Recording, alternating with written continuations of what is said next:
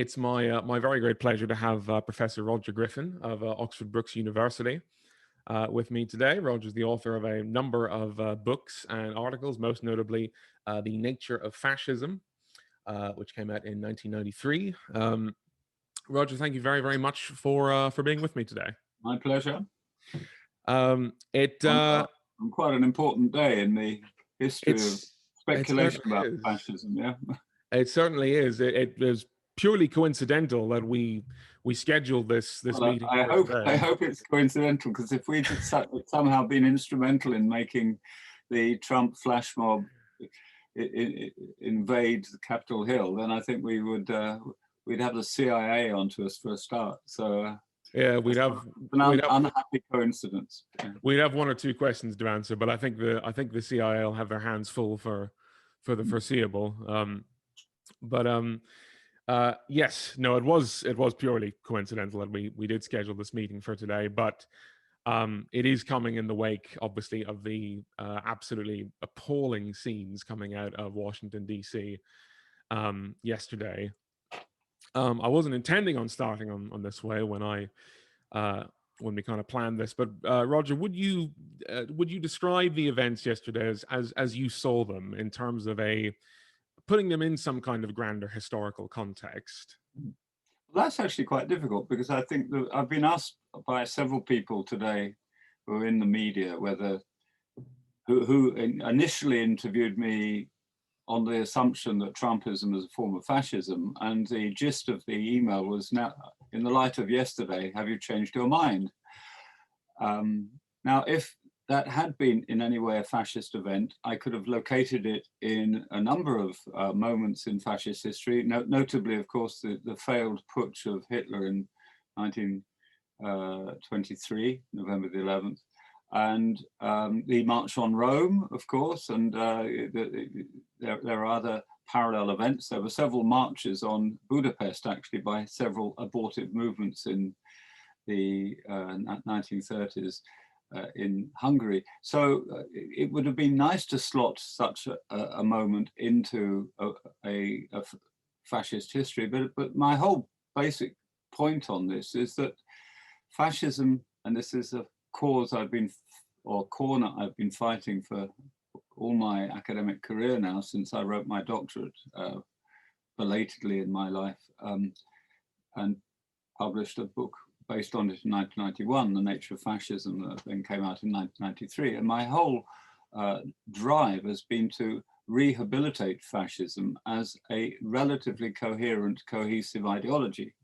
And the context for that is that for a long time it was denied that it had any cohesive ideology, certainly by Marxists, who saw it all as a sort of pseudo-ideology. And many non-Marxist historians and political scientists refused to dignify fascism with an ideological definition, because they said it's essentially an irrational movement, it's held together by myth, and it has no positive goals, etc., etc. It's held together by its anti-dimension. I mean, all this is old hat. But when I came into fascist studies, that was the dominant discourse. And therefore, to have a mob of people storming a legitimate parliament or representational system without any clear ideology would not have been a problem for a lot of traditional views on fascism. However, my sticking point is that fascism actually does have a coherent revolutionary core, and that if you study Mussolini and Hitler, no matter how repellent their worldview or catastrophic the result of their alliance, both of them in their own way were I wouldn't call them sophisticated, but they poured energy into the articulation, formulation of an ideology. In the case of Mussolini, he started off as a Marxist revisionist, trying desperately to see how Italy could have its own left-wing revolution, and that eventually became a vision of a national revolution and then a nationalist revolution, and he ends up with quite a complicated ideology of fascism of his own movement, powerful enough to attract a whole range of intellectuals, scientists, creative individuals, artists, and politically motivated people, all of whom created nuances in this idea of a national revolution, and fascist ideology ended up being extremely complicated with a very rich texture. And so if the original movement that gave the name to fascism certainly had an underestimated complexity and subtlety of ideological content. And if you go to Nazism, I mean, though obviously it's popular to reject Mein Kampf as a turgid read and it's chaotic and rambling, etc. Well, I really do wonder how many people actually have read it to actually say that. I mean, I know it's an unread book and that every German had to have a copy, every German family, and that Hitler owed his viability economically to the forced sales of his book, etc. And you can completely write it off. But actually, if you bother to read it, it does have a fairly coherent worldview. It in a rather rambling, repetitive way, it mounts a critique of various fundamental aspects of the Weimar system and suggests an alternative, which is based on a nationalist movement, which will create a new order, which will actually put an end to not just liberal democracy, but miscegenation, the racial mixing. It will have a cultural rebirth. It will create an Eastern empire. I mean,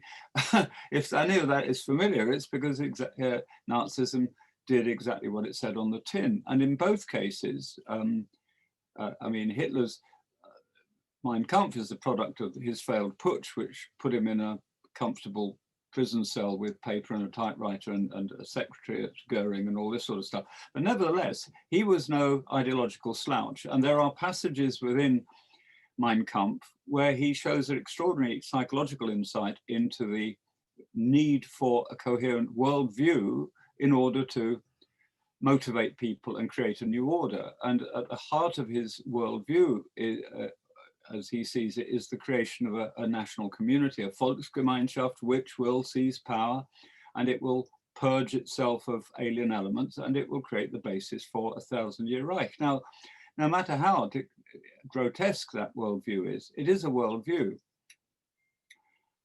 And in all the months that, and it seemed like a long time, that Trump was in power, and no matter how far he did bring out of the woodwork genuine fascist elements in the far right-wing subculture, which is confusingly also referred to as alt-right, which overlaps with fascism, I never ever got the impression from any of the tweets or the statements or the rallies that Trump had a coherent vision of a revolutionary assault on the state, either from working from inside the state to destroy it, as in the case of both Mussolini and Hitler in different ways, or through a coup or putsch, which terms which have been repeatedly used by the far left in America in the last few months, ever since the elections and the refusal to abide by the will of the people, where the far left have constantly accused Trump of trying to carry out a fascist coup. I see no evidence, from having looked at it quite closely, that Trump ever elaborated a coherent theory of nationalist revolution. In fact, I would actually, I'm going to say something which will be out of context, sound quite outrageous, which is actually, it's an insult to fascism as a profound and complex ideology of national revolution to actually talk about Trump as a fascist. He simply isn't ideologically bright enough to cobble together coherent ideology. He, for me, is a narcissist. He's got elements of megalomania. He has major personality problems. He's extraordinarily vain.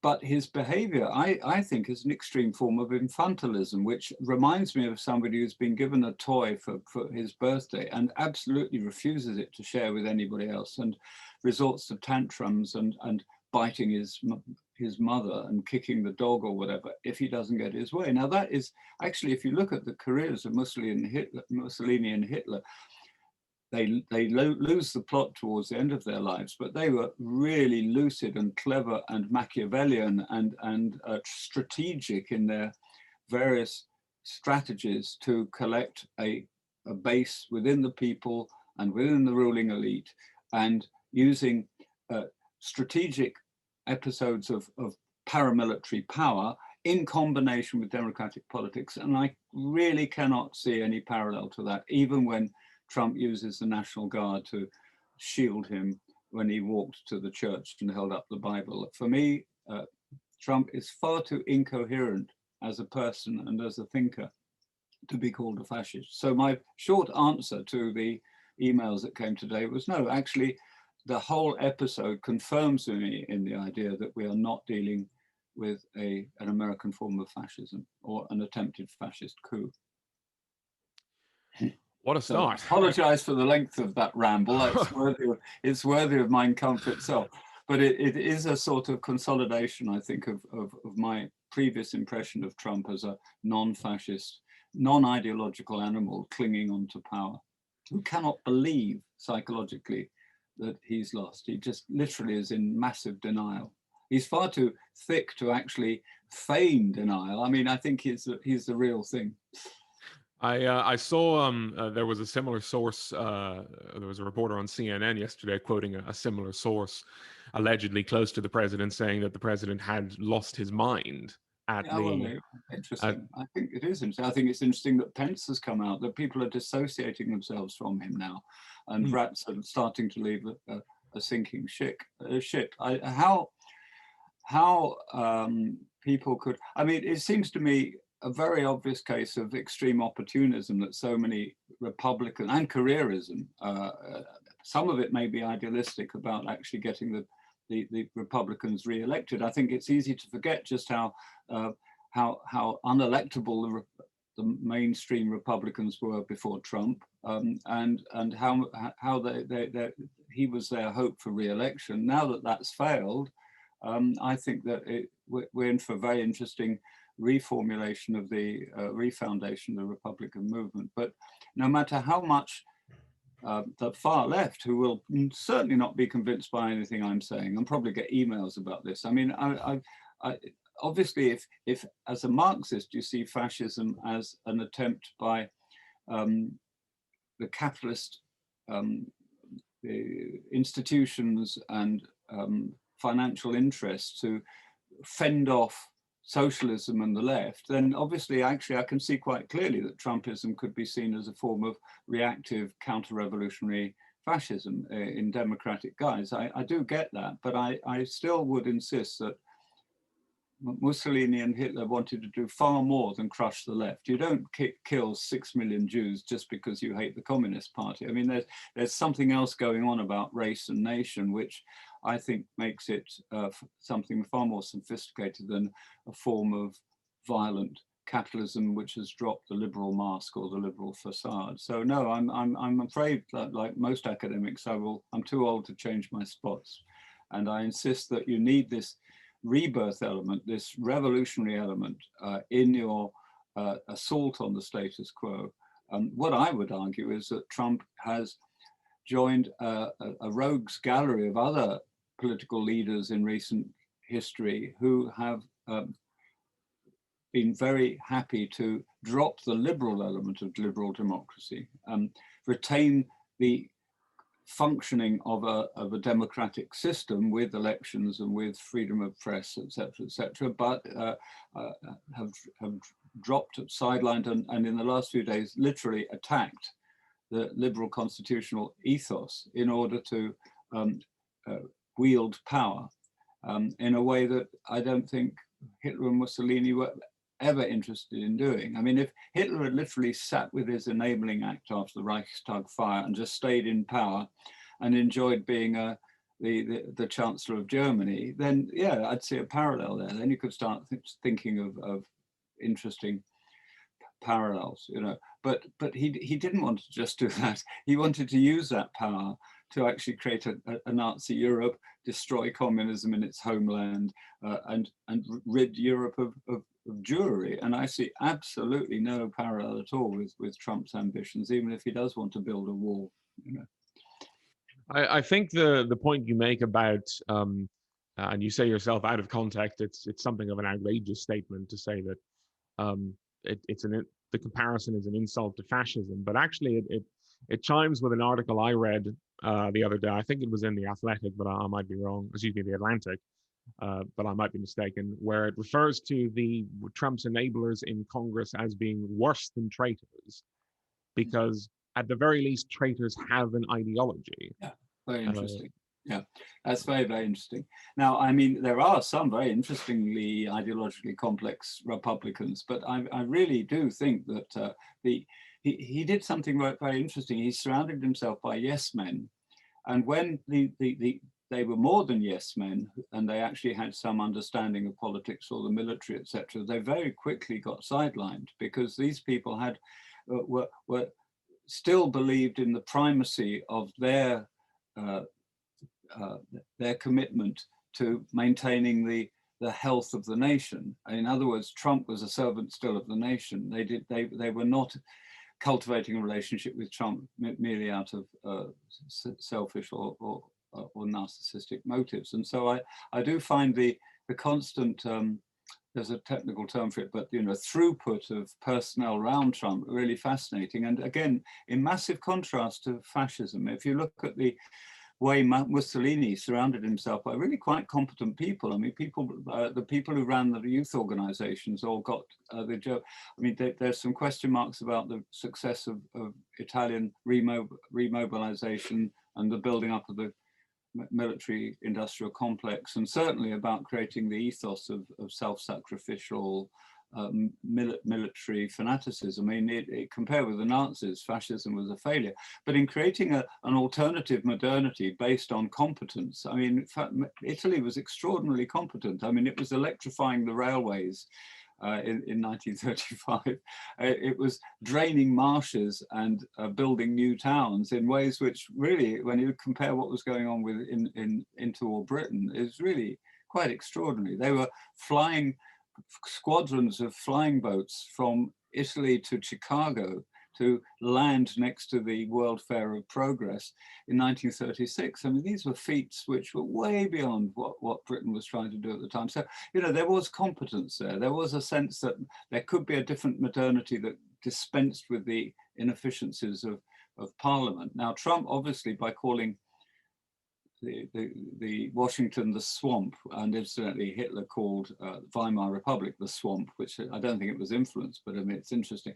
By actually portraying it like that, I mean, he is in the area of fascistic delegitimization of politics. But isn't it interesting that Trump wanted to be re-elected? He wanted to have another 4 years, and not. I don't even think he intended to do a Putin and actually fix the constitution so he'd be an eternal president. I mean, people have to look at his driving of coaches and horses through American constitutionalism in the context of the perversion of American democracy, but not the attempt to replace it with a cohesive alternative system.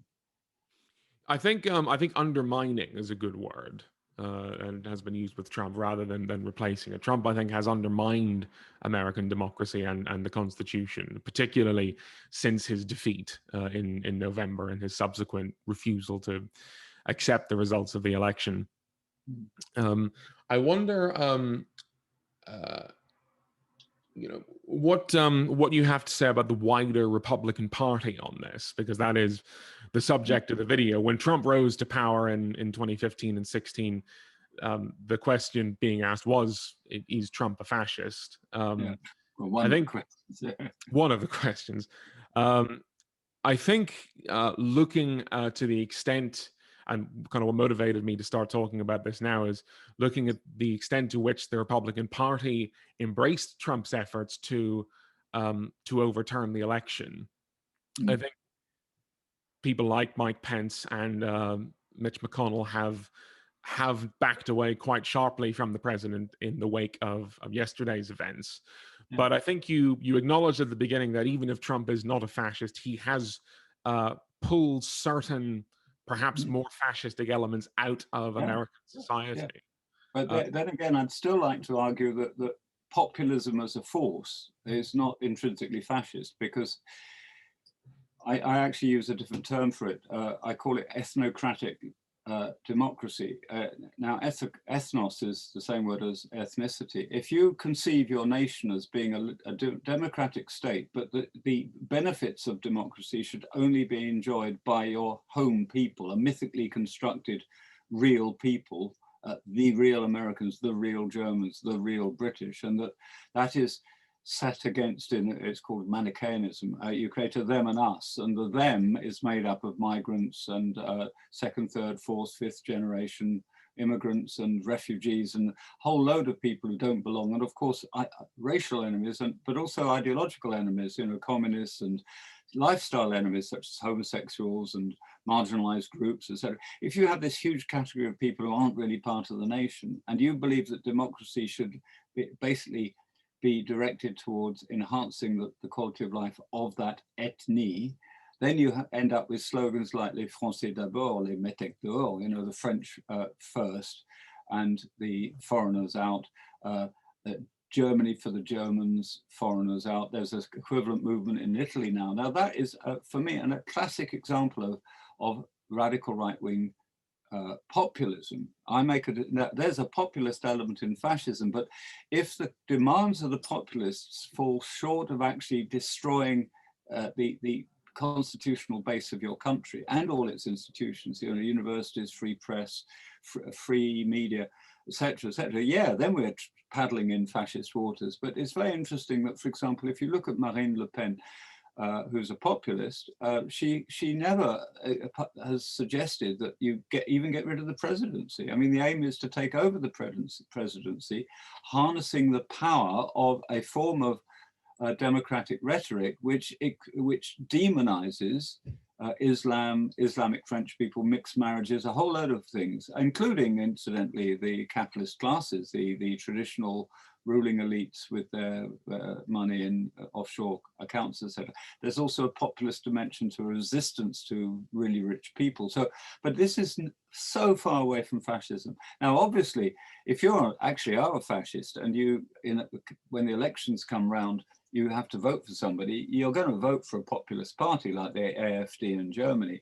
And you also may entertain delusions that you can it's called entryism in the left-wing context. You may be able to use the membership of that party to create a faction within it, which is overtly fascist and yet disguises itself under the democratic mask of populism. So that a classic example of that is the Herker faction in the AfD. And I mean, it could be proved that he was a fascist and then he was delegitimized. But you see, right from the start, the forces that Trump was whipping up before he got into power, if you think of them as sort of constituencies, these were disaffected American patriots, people who'd become disillusioned with the American dream, people who'd believed in American military greatness, who'd depended on jobs which existed only at a time when American industry was that of a first power before the rise of China. So this is sort of nostalgia for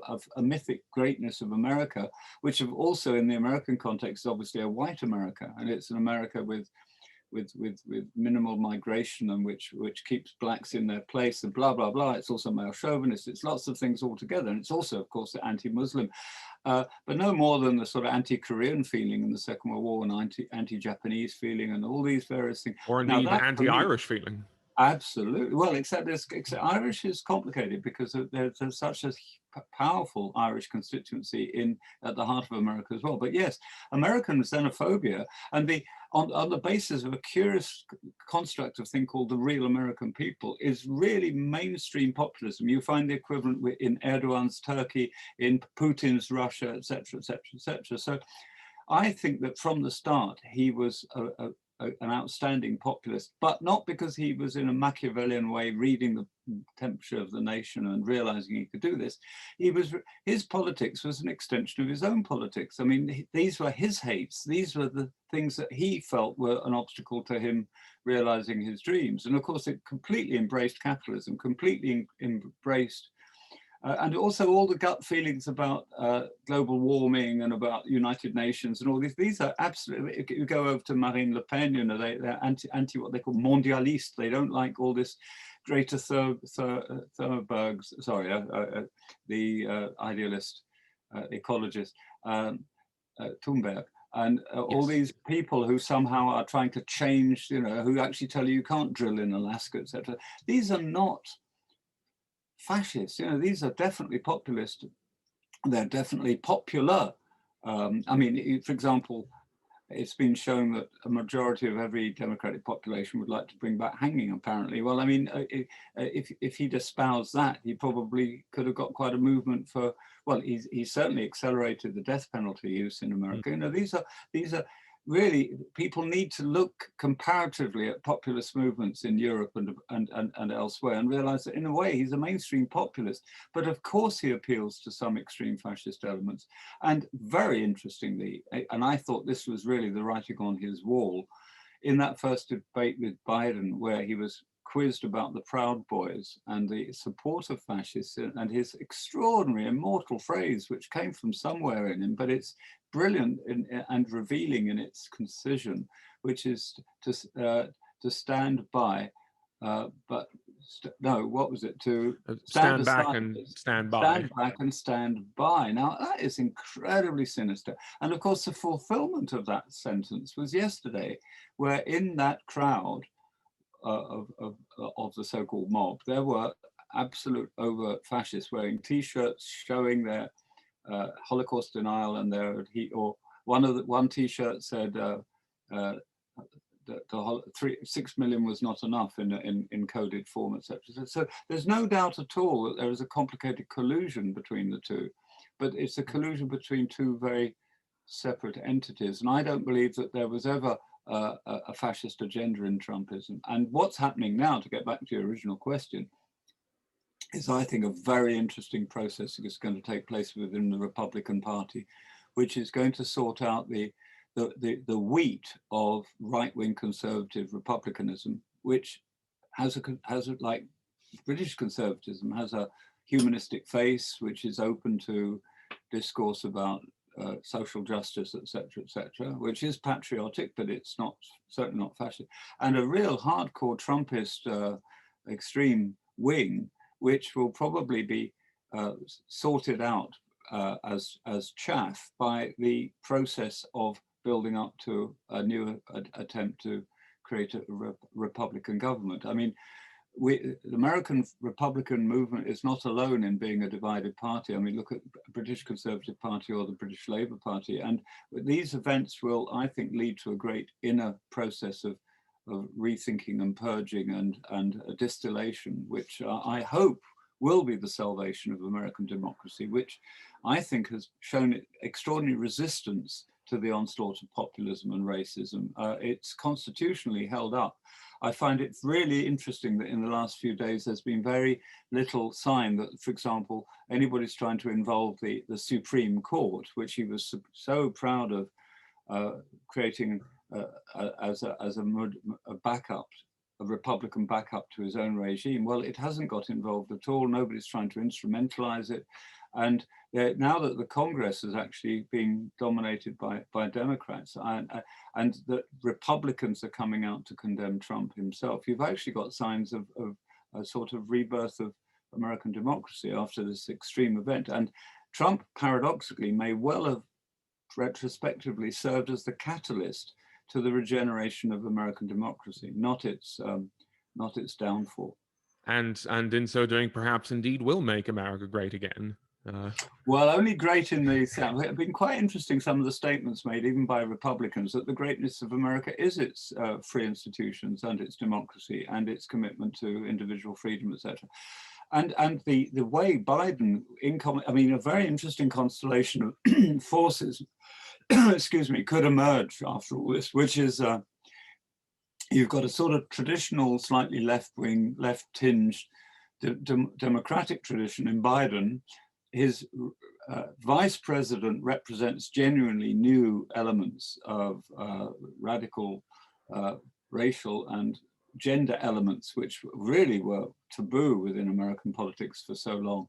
And if they can ally on causes like the environment and on NATO and on making the world a safer place with the traditional Republican elements, which are not Boston Tea Party elements, but the less fanatically anti-Obama elements within republicanism, you could actually get quite a speedy, which I think could actually strike a chord with a lot of ordinary so-called silent majority Americans who are probably appalled. So I think yesterday probably did a lot of good. And the fact that Trump, even yesterday, did not dissociate himself from what they've done, that they should be proud of themselves, etc. I mean, in a way, he's probably put a big nail in the coffin of Trumpism as a dominant force in American politics.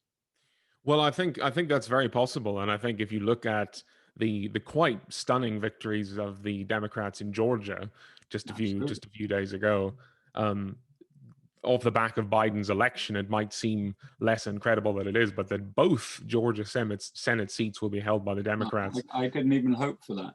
And I wonder how far, if the vote was actually taken that day, the Trump behavior of since November has really hardened the commitment of some people. If there were any floating voters involved in the Georgian elections, I think that may well have saved us. I mean, if he'd gone quietly, if Trump had shown dignity, if he'd sort of said, okay, I've written my page in history, I'll keep my support. If he'd been clever, you see, if you compare him with Hitler in his dealings with the Weimar government after the Wall Street crash, when the whole of Germany was paralyzed, when basically there was rule by decree, and a group of conservative ministers tried to use Hitler in order to strengthen their own position, and Hitler played them off. He used strategic elements of paramilitary terror. He gave speeches to every different constituency in Germany, peasants, industrialists, etc. You just compare his brilliance and his rhetorical brilliance with if you don't know German and you just hear the shouting, he does sound lunatic, but I tell you, he has a terrifying lucidity.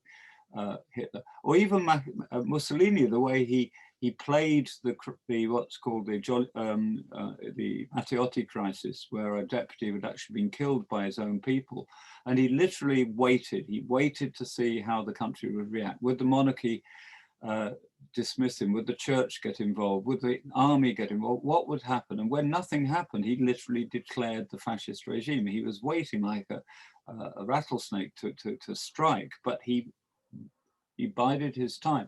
He did not blow his moment. Well, I think Trump is so polar opposite of that sort of Machiavellian use of patience and also striking while the iron's hot. That we really do need more history in politics. You see, I think the trouble with the constant use of the word fascism is it's been dehistoricized, and it's been conflated with the use of the word fascism as an insult, as an expletive, as a way of delegitimizing an opponent. And the media, I'm afraid, just isn't qualified. It's in very rare cases qualified through the education of journalists to actually handle these concepts, because they're tricky. And I've spent most of my academic life on them, and I find them tricky and slippery. So I'm afraid the media use of the word fascism has been really quite sad and misinformed. But even more sinister has been the attempt by certain Marxist organizations in America, I mean, famously refuse fascism, the street movement, who saw in yesterday an absolute opportunity to nail to actually establish the truth of the myth that America has been undergoing an attempted fascist coup, purely in order to legitimize the far left. And I'm afraid the far left is yet another thorn in the side of American democracy, because it's so ready to turn peaceful protest into scenes of violence and attacks on property, etc. So, you know, there needs to be a real resurgence of centrist politics without the hysteria. And I personally will be absolutely fascinated to see A, what Trump does now, and B, how the rump of the Trumpist Republicans behave, because I think it would be astonishing if they actually decided to try and create a caucus which would produce a Trumpism without Trump. I think they will literally just dissolve personally, but I'm not ruling out some quite nasty events in civic space before and of course the next crucial date to watch as a Trump watcher is the inauguration. I mean, what is he going to do? Is he going to play golf? Is he going to call for more protests? Is he going to create a national emergency? I mean, I do find this so much more interesting than the Brexit party in Farage, you know, even though it's more appalling, because here we really have a real test of the idea that of just how deep democracy goes. I mean, we've had 4 deaths last night, which need to be clarified. There has not been the smooth transition of power, which is actually a constitutional principle in liberal democracy. If you compare that with the assassinations of opponents in Russia, or the violent transitions of power in some African states, etc., it really makes you value even the Scottish referendum of a few years ago, or even the whole Brexit process. Yes, there was one Nazi murder of an MP, but what I love and embrace about all this constitutional democratic mess in the West is that just how few people do have recourse to violence, and just how the mass of the population dissociate themselves from that violence when it occurs. I mean, I think there was a genuine shock in millions of Americans yesterday to see those scenes. The last time we got anything like that on Capitol Hill was when the British were punishing them for what they did in embryonic Canada. And I think this, you know, this is a time when mythicized history becomes really crucial, a sort of battle over memory and historical turning points and historical images, and also the use of the Confederate flag yesterday by Trumpists inside the Capitol, quite extraordinary. This overt linking, subliminal linking between Confederate politics, the celebration of slavery implicitly. Can you imagine being a Black Lives Matter activist and seeing the Confederate flag at the heart of your own parliament, as it were? You know, so I think a lot of emotions are being stirred up, but I'm actually thinking a bit like we learned that there are good and bad bacilli in the stomach. You know, so a lot of organisms are being stirred up in the gut of American politics, but a lot of these are benign ones. These are sort of defending the body politic from illness and disease. I don't want to start comparing Trumpism to a virus, because the Nazis loved metaphors, biological metaphors, but I would say that the stirring up of the immunity system of democratic politics in America is probably one of the processes that is really complex and subtle, which I'll be following with most interest.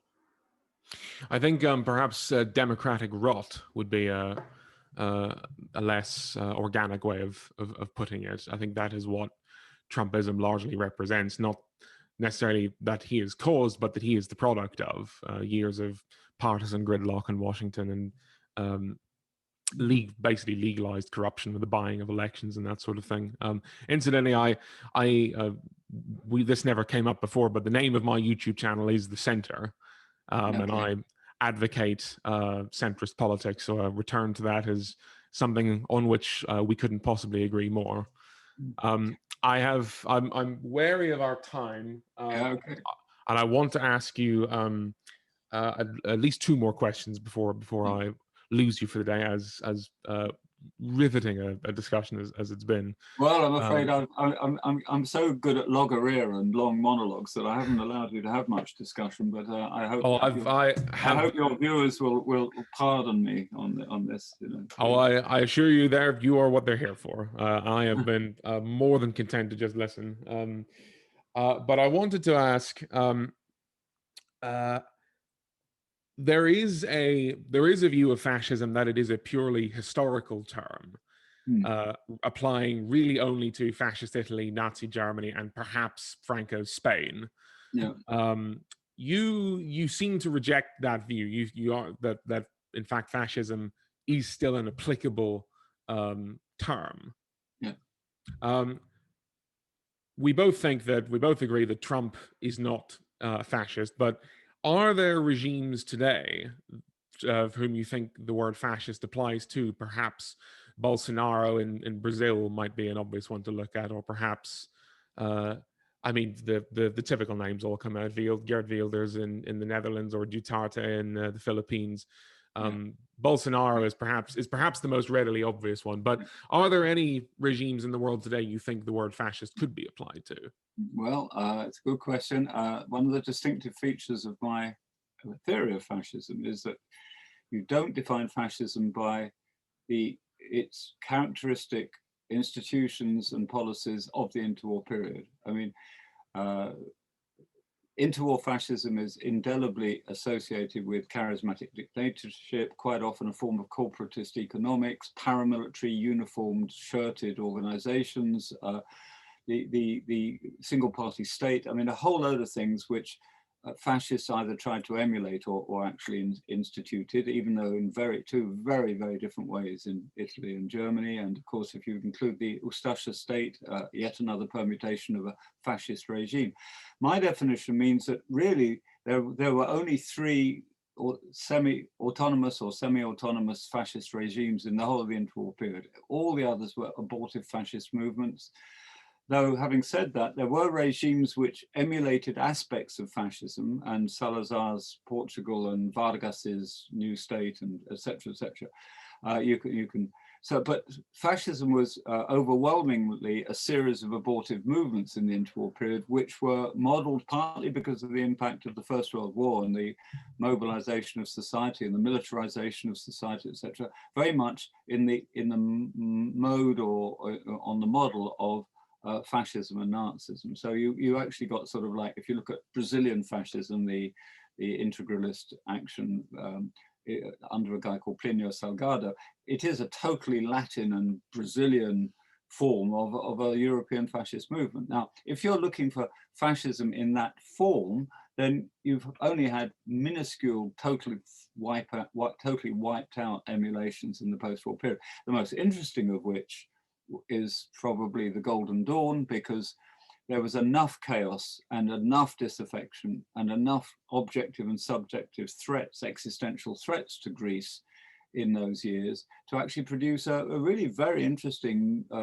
short-lived and ultimately marginalized fascist movement with flags and symbols and a semi-charismatic leader and paramilitaries and targets and violence and quite an elaborate ideology about the Fourth Hellenic Empire and the Aryan myth.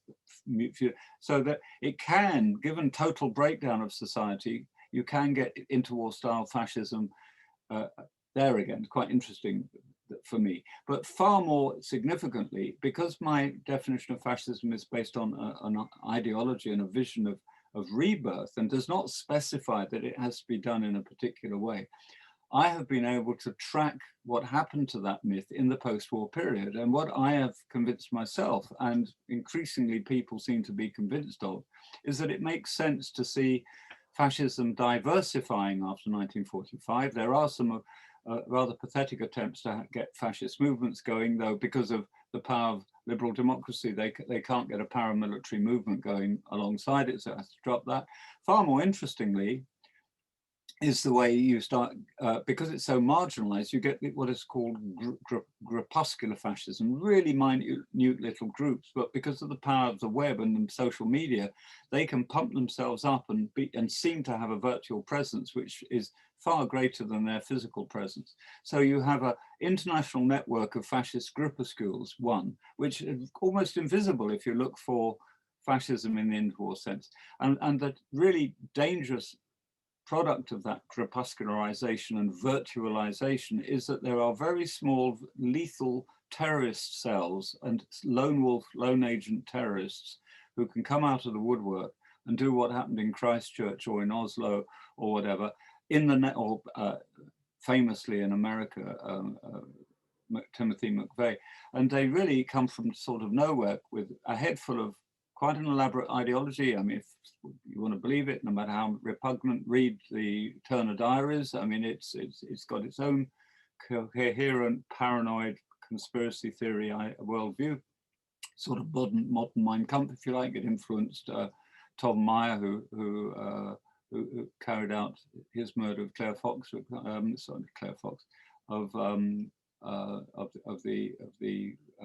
Joe Cox. Joe Cox, sorry, Claire, I do beg your pardon. So you get fascism changes its form and the way it manifests itself. It's still there. It's a bit like those seeds in the desert that suddenly burst into flower when it rains. The rain would be the crisis. The crisis brings them out, gives them confidence, emboldens them. But a more sinister development is really sophisticated, and it's the abandoning of militarism and paramilitarism and overt violence. And this is associated with what's called the European New Right, who talk about cultural difference, identity, the need to stop what they called an experiment with multiculturalism, and to somehow unmix modern society. Now, if you actually think through the implications of the New Right thinking, which is the father of which was sort of Alain de Benoit in France, but very powerfully now in Russia, Alexander Dugin, and I could quote other names. They look apolitical. In fact, they call themselves metapolitical, and they certainly don't fit into an interwar mode, but their insistence on the need for cultural rebirth, the rebirth of an ethnically conceived nation, the recreation of cultural difference and homogeneity, you turn those into political policies, and you have enforced ethnic cleansing, you have concentration camps, you have ships being loaded with so-called undesirables and shipped off to their so-called home, they're sent back home, and it becomes a form of postponed fascist violence because it uses euphemism extensively and intellectual references and culture to try to rethink the fascist revolution. So it becomes a cultural revolution. It becomes a revolution of cultural hegemony, to use a left-wing term. And I think that's a really sinister development in fascism, which has not been picked up by a lot of people because they're still looking for a new Hitler. And again, if you look at the sophistication of the New Right, you suddenly see why I say that Trump isn't up to it as an intellectual. I mean, I really don't think he could write a coherent side of A4 in readable English, let alone write some of the very sophisticated cultural analysis that you get in the New Right. And so whether it's, and of course they come together. I mean, both the McVeigh and the Brenton Tarrant attacks were informed by New Right ideas about identity and about the need to fight what's called the great replacement of European culture by Islamic culture, etc., etc. So these are virulent forms of fascist alternative ways of constructing a revolution. I think they're doomed as revolutionary forces, but they certainly contribute a steady flow of poison into the veins of democracy, again, accentuating the gulf between democracy and liberalism. This is the deliberalization of democracy. And of course, we mustn't forget that one of the most successful politicians based on this ethnocratic concept of democracy is Viktor Orban, who actually is proud of the fact that he has created the first illiberal democracy in Europe. I mean, you don't have to be a political scientist, just listen to his speeches. He almost single-handedly closed down the Central European University because it was founded by an American Jew called Soros, and it's had to move to Vienna, even though it continues to get funding from the EU, Hungary. Now, that is a development which alarms me. And I'm going to say something that's strange, but to some people maybe, but I find Orban's closing down of an entire university on racist grounds far more disturbing than Trumpism. I mean, Trumpism is overt, it's in your face. But the fact we've got a European Prime Minister who closes down a university, and there were honourable protests by many Hungarians, I find more disturbing because it's a contamination of the very spirit of the Enlightenment based on the idea of human equality. If you believe you can only have a university if it's been founded by Hungarians, I find that a far more insidious and threatening idea than somebody invoking Mussolini or talking nebulously about greatness again. So yes, I do stand for the need to track fascism through, but carefully, forensically, with a historically informed knowledge of how fascism actually was once, which it acts as a prophylactic against misusing the term as if, for example, a headline which you find all over the place in many languages, the rise, the resurgence of fascism, as if there's this block phenomenon called fascism, which is rising again. That is such a simplification. It's a dangerous simplification of a complicated modern crisis of democracy. And what's your next question? I am conscious of the time, and you have given me a huge chunk of your time, Roger, which I'm very, very grateful for. I'll just ask one last question. Do you see any parallels between the world that precipitated the rise of fascism in the 1920s and 30s and the world as it is today? Things like a rise in populism, long-term economic stagnation. We're still reeling, I think, from the effects of the crash of 07-08. You wait till we get the effects of COVID. I mean, well, quite indeed. That looked like a tea party, and of course, global warming and the collapse of the environment and the doubling of the world population. The structural crisis. The structural crisis of humanity in the interwar period was largely imaginary. It was the shock effect of the First World War, the shock effect of the Russian Revolution, and a very profound sense that Western civilization was at a crisis point, that liberal democracy was exhausted, that the world of humanistic idealism and progress. So basically, I think there was a genuine crisis in interwar Europe, which was partially, there was a Spanish fever, there was the First World War, cataclysmic death rates, etc. There were a whole lot of objective, but also deeply subjective factors which fed a sense of the fragility of civilization in the interwar period.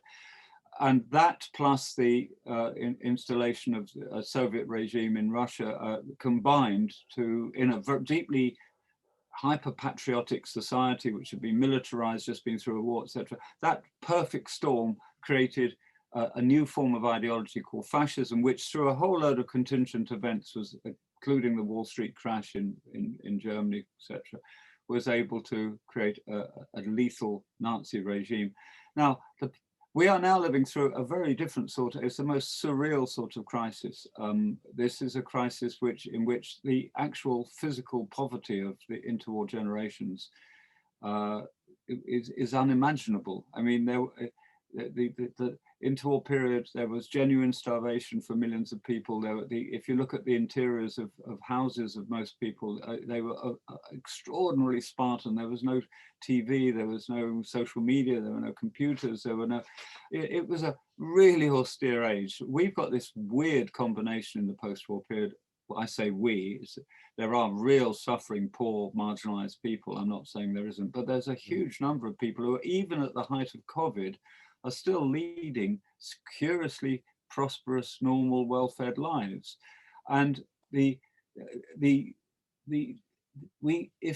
fear of total crisis was the main driving force of fascism, fascism should be rising now.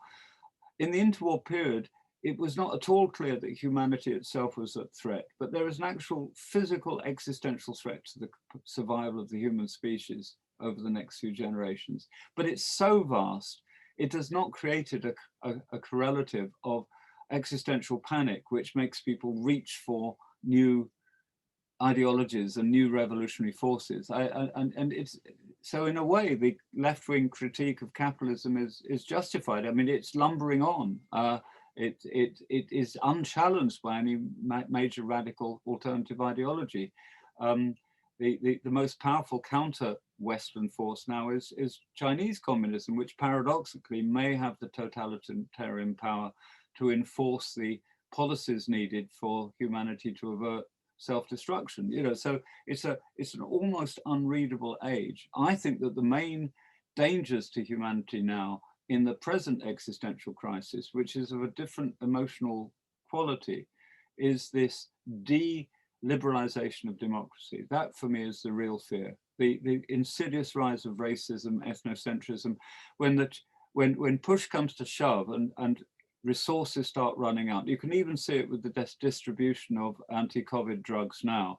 When, you know, there is a reversion to type in the first world. It's the white, Western, prosperous civilization which will probably survive the COVID crisis with a higher rate of inoculation, with a higher distribution of measures to survive the crisis. So I think that it's It's the rise of illiberal democracy. It's the rise of ethnocratic liberalism. It's the dismantling of the humanistic dimension of the original democratic dream, which I find more insidious than fascism, which is only one of the contributors to this crisis of humanity. And I am deeply concerned that we do not have the humanistic or ideological resources to get through the next few decades. And that's what terrifies me far more than some trumped up, excuse the pun, anti-liberal Democrat who's got a thing about retaining power. So in a way,